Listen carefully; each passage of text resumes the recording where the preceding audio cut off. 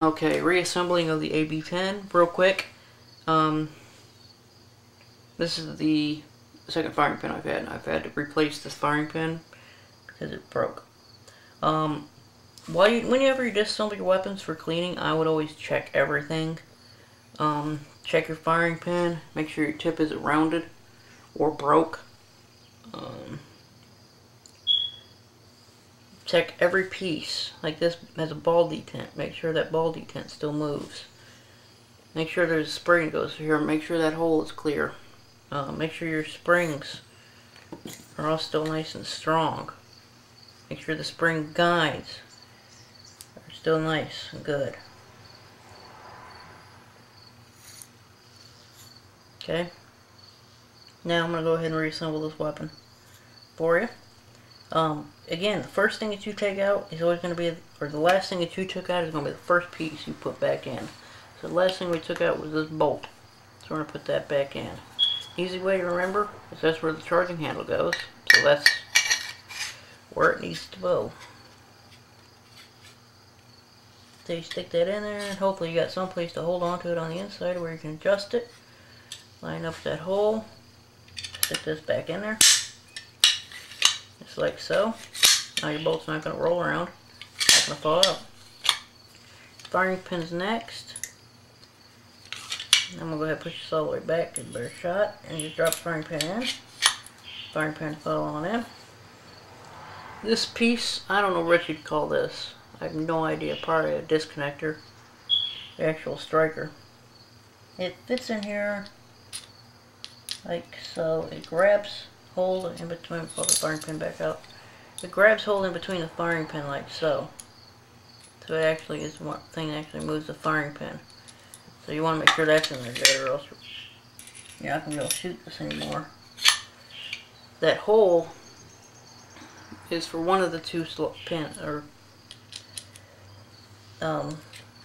basically you stick that in there, grab it, make sure it moves. Now, your small one. Big spring goes in the big hole, little spring goes in the little hole.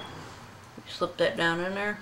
This is a little bit of the complicated part because you're going to push this down under the spring and then put your cap back on and start turning it, which is a little bit more complicated than it looks.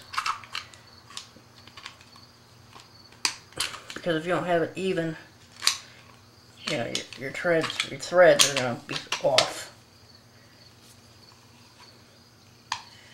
Which I think I've got. There we go. Finish it up with the screwdriver. And this is an important decision. If you want, leave this off. You don't really need it. I wouldn't bother. I'm going to leave it on there. This is not only a sport pistol to me, but also a collector's piece.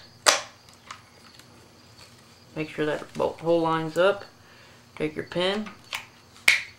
Stick your pin back in. And give your weapons a function test.